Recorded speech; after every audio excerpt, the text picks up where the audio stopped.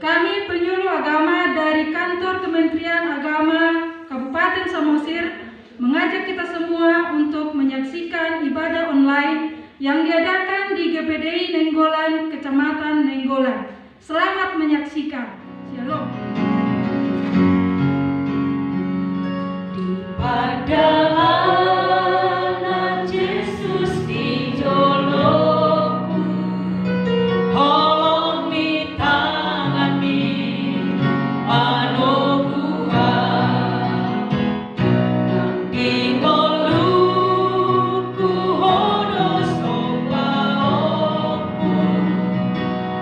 tungsona adalah rapona.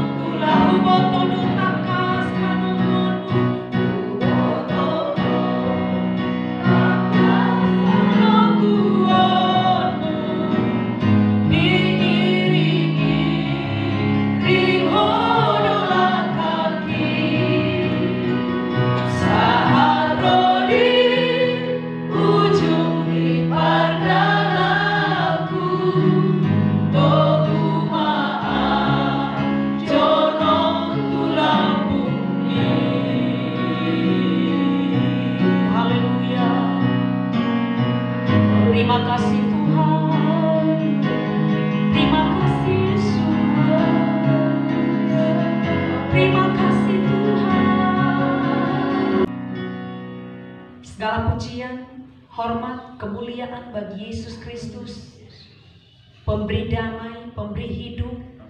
Sampai saat ini kami ada semua karena kemurahan Tuhan. Terima kasih untuk penyertaan-Mu di sepanjang minggu ini. Kami ada di rumah Tuhan, menikmati hadirat-Mu yang kudus dan menaikkan setiap pujian penyembahan kami kepada Tuhan, bahkan mendengarkan isi hati-Mu.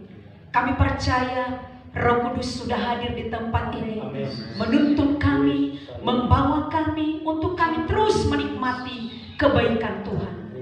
Berkatilah, pimpinlah ibadah kami, ibadah online, pada saat ini yang akan kami lakukan.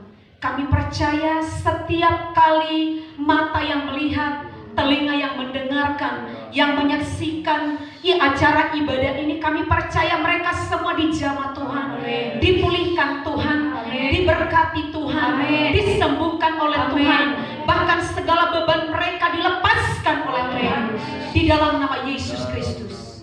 Seluruh rangkaian ibadah ini kami hanya pertaruhkan di tangan Tuhan saja.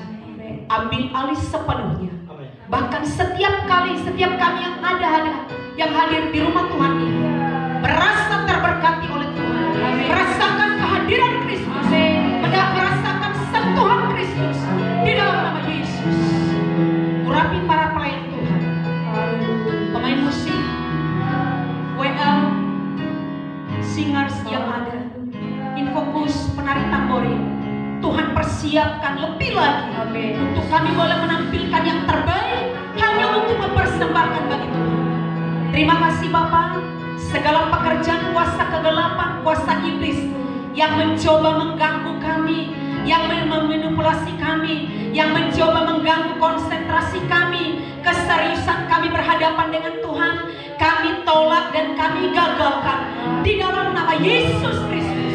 Dalam nama Yesus. Cukup Roh Allah saja bekerja di tengah-tengah kami. Terima kasih Tuhan. Kami akan mulai ibadah kami hanya dengan pimpinan Roh Kudus di dalam nama Tuhan Yesus Kristus. Haleluya. Amin. Puji Tuhan. Silakan duduk Bapak Ibu Saudara kekasih. Kita akan menaikkan pujian bagi Tuhan. Segala puji syukur hanya bagi Tuhan. Sebab kita yang lain kita puji. Mari kita bersama-sama kita putar memuliakan Tuhan. Amin. Biarlah segala yang bernapas memuji Tuhan. Haleluya. Hanya bagimu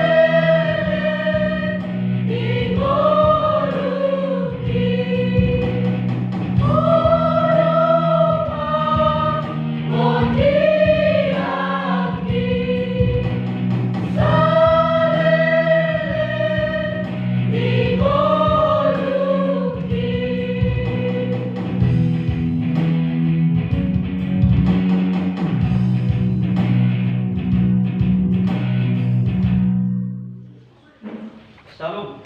Shalom. Shalom. Haleluya. Baik, kita langsung saja kepada Alkitab kita. Lukas pasal 13 ayat yang 22 sampai dengan 24. Kemudian Yesus berjalan keliling dari kota ke kota dan dari desa ke desa sambil mengajar dan meneruskan perjalanannya ke Yerusalem. Dan ada seorang yang berkata kepadanya, "Tuhan, sedikit sajakah orang yang diselamatkan?" Jawab Yesus kepada orang-orang di situ, "Berjuanglah untuk masuk melalui pintu yang sesak itu. Sebab aku berkata kepadamu, banyak orang akan berusaha untuk masuk, tetapi tidak akan dapat." Firman Tuhan hari ini, bagaimana firman Tuhan ini mengatakan bahwa Yesus berkeliling. Ayat 22, Yesus berkeliling dari kota ke kota, dari desa ke desa. Kalau kita lihat, yang dilakukan Yesus adalah penginjilan. Langsung saya kepada intinya, Yesus melakukan penginjilan seperti yang tertulis di dalam Markus. Ya, Markus yang pertama ayat 37 sampai dengan 38. Saya akan bacakan di dalam Markus pasal 1 ayat 37 sampai dengan 38. Begini firman Tuhan. Waktu menemukan dia, mereka berkata, "Semua orang mencari engkau." Jawabnya, marilah kita pergi ke tempat lain, ke kota-kota yang berdekatan, supaya di sana juga aku memberitakan Injil. Jadi Tuhan Yesus ke kota-kota, ke desa-desa. Intinya adalah Yesus mengajar tentang Injil. Kalau di dalam Markus 1 ayat 14-15, Injil itu berbicara adalah firman Tuhan. Kalau dalam Yohanes 1 ayat 1, firman itu jadi manusia. Kalau dalam Yohanes 1 ayat 14, firman itu jadi manusia. Allah itu adalah firman dan firman itu telah jadi manusia. Berarti Injil memberitakan tentang Yesus Kristus yang artinya adalah keselamatan. Kembali lagi kepada Lukas 13 tadi. Jadi Yesus pergi mengajar. Dia memberitakan tentang keselamatan, kabar-kabar baik tentang dirinya sendiri, karena firman itu jadi manusia. Jadi Yesus memberitakan tentang dirinya. Makanya ayat 23, dan ada seorang yang berkata kepada Tuhan, sedikit sajakah orang yang diselamatkan? Di pertanyaan Tuhan Yesus ayat 23, 24 tidak langsung Tuhan jawab. Tuhan tidak katakan iya atau tidak, banyak atau sedikit, Tuhan tidak langsung jawab. Tetapi yang Tuhan Yesus jawab adalah, jawab Yesus kepada orang-orang di situ, berjuanglah untuk masuk melalui pintu yang sesak itu. Sebab aku berkata kepadamu, banyak orang akan berusaha untuk masuk tetapi tidak akan dapat. Artinya, dari jawaban Tuhan Yesus ini memang sudah merupakan sebenarnya jawaban. Tetapi kalau banyak orang mungkin tidak mengerti, karena Yesus tidak menjawab banyak atau sedikit. Karena pertanyaan Tuhan, sedikitkah orang yang akan diselamatkan? Dari ayat 24 ini, ya, bagi kita semua saudara-saudara yang menyaksikan ibadah ini, dan kita juga anak-anak Tuhan, Sebenarnya Tuhan Yesus katakan adalah bisa banyak, bisa sedikit. Itu maksud kata Tuhan Yesus. Karena apa kata di sini? Berjuanglah melalui pintu yang sempit itu. Berjuanglah untuk masuk melalui pintu yang sesak itu. Berjuang di sini bisa mengartikan bisa banyak, bisa sedikit. Kenapa? Kalau banyak berarti kalau dia pertahankan keselamatan. Kalau dia berjuangkan keselamatan itu dalam dirinya. Bisa sedikit kalau dia tidak mau peduli dengan keselamatan yang Tuhan Yesus berikan itu. Jadi sekarang bagaimana tentang kita? Termasuk kita yang berjuang kan atau tidak mau tahu?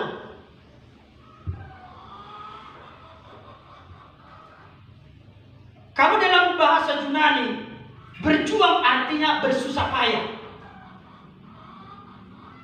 Dalam bahasa Yunani, berjuang artinya bersusah payah. Jadi memang untuk mempertahankan keselamatan itu memang perlu perjuangan, perlu susah payah. Karena apa? Karena memang sebenarnya keselamatan itu saya bisa terjemahkan ada dua tahapnya. Keselamatan yang pertama adalah ketika kau hidup. Keselamatan yang kedua ketika kau setelah mati. Ketika kau hidup menerima Yesus, ya kau dapat keselamatan itu.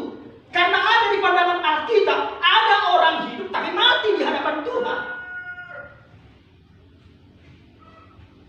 Saya coba tunjukkan di dalam 1 Timotius 4 ayat yang ke-6. 1 Timotius 4 ayat yang ke-6. Gambaran seorang yang masih hidup tapi di hadapan Tuhan dia bisa mati. Makanya saya katakan tahap keselamatan itu memang ketika kau percaya Yesus kau hidup, kau terima keselamatan. Tapi ketika kau percaya, dari mana keselamatan kau peroleh? Dan setelah kau mati, apakah memang kau menerima keselamatan juga? Belum tentu. Karena apa? Karena firman Tuhan juga ada. Saya akan baca dulu ayat yang ke-6. 1 Timotius 4 ayat yang ke-6. Tetapi seorang janda yang hidup mewah dan berlebih-lebihan, ia sudah mati selagi hidup. Saya bukan untuk mengata-ngatai atau apapun, tidak. Tetapi kenyataannya memang ada orang hidup tapi mati di pandangan Tuhan. Saya ulangi lagi. Tetapi seorang janda yang hidup mewah dan berlebih-lebihan, ia sudah mati selagi hidup. Jadi artinya tahap pertama ini memang kita harus peroleh dulu. Kalau tahap pertama tidak diperoleh, tidak mungkin tahap kedua dia peroleh. Kalau di dalam ketika dia hidup saja dia tidak menerima keselamatan, bagaimana dia memperoleh keselamatan ketika dia mati? Kenapa? Karena memang Rasul Paulus pun katakan di dalam firman Tuhan, di dalam Filipi, ya, Filipi 2 ayat yang ke-12. Filipi 2 ayat yang ke-12 begini firman Tuhan. Hai saudara-saudaraku yang kekasih, kamu senantiasa taat. Karena itu tetaplah kerjakan keselamatanmu dengan takut dan gentar. Bukan saja seperti waktu aku masih hadir, tetapi terlebih pula sekarang waktu aku tidak hadir. Kerjakanlah keselamatanmu dengan takut dan gentar. Bukan hanya takut, tapi disertai dengan gentar. Kalau kau katakan, aku takut kepada Tuhan tetapi tidak melakukan firman Tuhan, itu bohong. Sama seperti kita katakan, kalau kita takut kepada hukum yang ada di Indonesia, tetapi kalau kita melanggar, berarti kita nggak takut namanya. Jadi artinya kita semua di sini, keselamatan itu kita harus kerjakan dan lakukan dengan rasa takut. Bagaimana dengan rasa takut? Berarti melakukan kehendak firman Tuhan atau melakukan firman Tuhan. Itulah yang disebut menerima keselamatan, mengerjakan keselamatannya, melakukan firman Tuhan dengan rasa takut.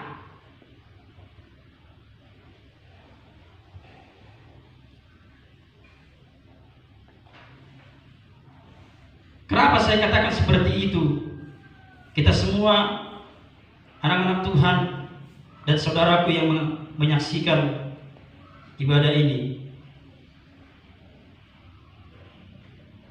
ketika ada Tuhan di samping Tuhan Yesus yang di sebelah kanannya, waktu Yesus di kayu salib ada sebelah kirinya, sebelah kanannya. Kalau bagi orang lain memang bisa seperti sebelah kanannya, yang tidak mengenali Yesus sejak semula, yang tidak tahu tentang Yesus. Ketika dia katakan, Yesus, pada waktu kau nanti sampai kepada kerajaan-Mu, ingat saya. Lalu Yesus katakan, pada hari ini juga kau bersama aku di Taman Firdaus. Iya. Tetapi kalau kita yang sudah mengenal Tuhan, tidak mungkin lagi seperti sebelah kanannya. Karena firman Tuhan begitu banyak lagi mengajarkan kita bagaimana kita hidup dengan Tuhan. Salah satu contoh yang bisa saya katakan tentang firman Tuhan, hidup dengan Tuhan adalah di dalam Galatia pasal yang kelima. Galatia pasal yang kelima, ayat yang kedua, ayat yang saya katakan adalah ayat 16 dulu sampai dengan yang ke-18 berkata begini. Maksudku ialah, hiduplah oleh Roh, maka kamu tidak akan menuruti keinginan daging. Sebab keinginan daging berlawanan dengan keinginan Roh, dan keinginan Roh berlawanan dengan keinginan daging. Karena keduanya bertentangan, sehingga kamu setiap kali tidak melakukan apa yang kamu kehendaki. Akan tetapi jikalau kamu memberi dirimu dipimpin oleh Roh Allah, maka kamu tidak hidup di bawah hukum Taurat. Jadi yang pertama adalah kehidupan kita sanggup mematikan daging. Tak usah saya jabarkan apa itu yang namanya daging. Kita semua sudah mengerti. Apalagi kalau kita sudah menjadi orang Kristen, kita sudah sering-sering membaca firman Tuhan dan mendengarnya. Dan inilah salah satu contoh bagaimana kita menerima keselamatan itu dengan mempertahankannya.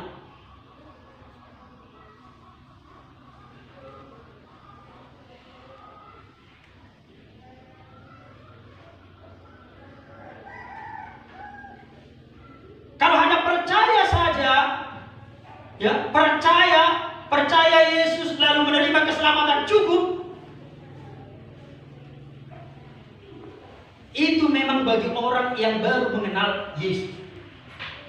Tapi kita yang sudah lama mengenal Yesus, yang sejak lahir kita sudah menjadi orang Kristen, tidak lagi menerima seperti itu. Karena apa? Tahap 2 itu harus kita terima ketika kita mengerjakan keselamatan itu dengan takut akan Tuhan. Berarti harus kita lakukan firman Tuhan. Amin. Harus kita lakukan firman Tuhan. Seperti kata-kata, berusahalah kamu semaksimal mungkin hidup dipimpin oleh Roh.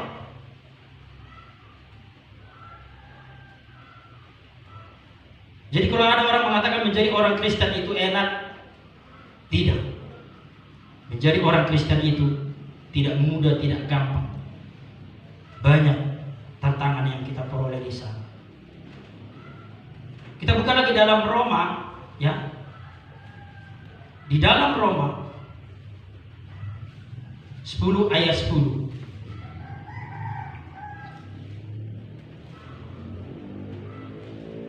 Karena dengan hati orang percaya dan dibenarkan, dan dengan mulut orang mengaku diselamatkan. Ya, memang banyak orang melakukan firman Tuhan ini dengan hati percaya saja, dengan mulut mengaku keselamatan itu. Iya, keselamatan itu kau terima ketika kamu terima Yesus, ketika kamu hidup. Tapi keselamatan yang akan datang perlu kamu harus lakukan kebenaran firman Tuhan. Perlu kamu harus kerjakan keselamatanmu dengan rasa takut dan gentar. Banyak orang memang memakai alat firman Tuhan ini, Makanya ketika saya di sekolah Alkitab, pernah seorang dosen ditanya oleh siswanya berkata, bagaimana Pak dosen, kalau seandainya ada seorang pencuri dan ditembak polisi dia mati, diselamatkankah dia? Lalu dosen saya menjawab, itu tidak dapat. Karena apa? Dia mati dalam dosa. Jadi inilah yang menjadi jemaat Tuhan, beratnya menjadi orang percaya, orang Kristen, percaya Yesus.